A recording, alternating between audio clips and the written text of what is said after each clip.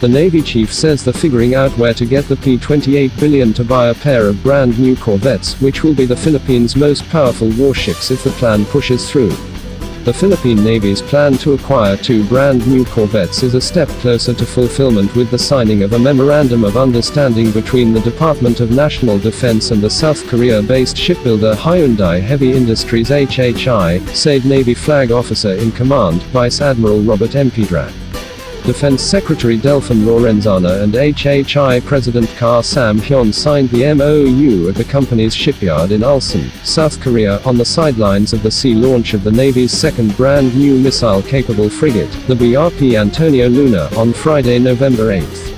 Empedrad, who was part of the Philippine contingent that witnessed the ship launch, spoke about the possible corvette deal to reporters on the sidelines of a ceremony marking the 69th birthday of the Philippine Marine Corps at Marine Barracks Rudiado Brown in Taguig City, on Monday night, November 11.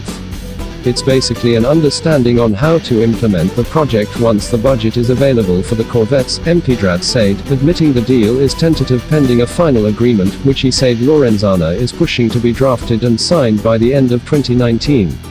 The 2 corvettes, a type of small yet powerful warship, would cost a total of 28 billion pesos, and the DND has yet to secure a commitment from the Department of Budget and Management for the amount.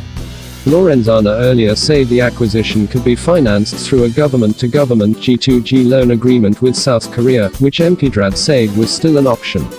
The Navy chief said they would prioritize acquiring the 2 corvettes even if we sacrifice some of the other modernization projects because this is a very important project of the Philippine Navy.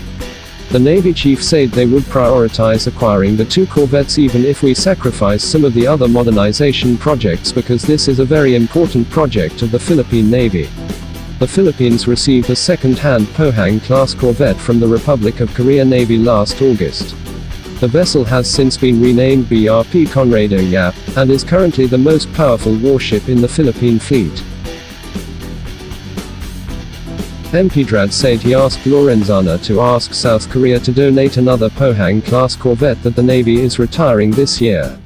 Meanwhile, the 2 frigates HHI is building for the Philippine Navy are expected to be delivered 6 months earlier than scheduled. The BRP Jose Rizal, initially expected in September or October 2020, will be delivered by April or May, Empedrad said. The BRP Antonio Luna, which wasn't expected until early 2021, will be delivered by September or October 2020. The 2 frigates will be capable in the 4 dimensions of modern warfare: anti-air, anti-surface, anti-submarine, and electronic warfare. They will be fully equipped with surface-to-surface missiles, surface-to-air missiles, and torpedoes. The planned brand new corvettes, not the Pohang-class ones, would be even more powerful than the frigates, which is why the Navy is pushing for their acquisition. The Navy is also planning to get 6 offshore patrol vessels OPV and 8 Shuldag fast attack and interdiction craft with missiles FAICM to build a credible maritime defense capability. If we had 6 OPVs that can patrol Philippine Rise and the West Philippine Sea, and then we have 8 Shuldag from Israel, and we have 2 corvettes, 2 frigates, we'd already be quite capable of securing our maritime territory, Empedrad said. The Navy plans to acquire 6 OPVs from the Australia-based shipbuilder Austal, for which Lorenzana said he would seek Australia's exemption from President Rodrigo Duterte's ban on foreign deals. Half of that number may be built at Austal's unit in Cebu City. As for the FAICMs, Empedrad said the P10 billion budget for the project is forthcoming because it is one of Duterte's priority projects. The deal needs to be signed by the end of the year if the vessels are to be delivered before May 2022, when Duterte's term ends. If the project pushes through, 4 of the FAICMs will be built at the Navy's shipyard at Sangley Point in Cavite City.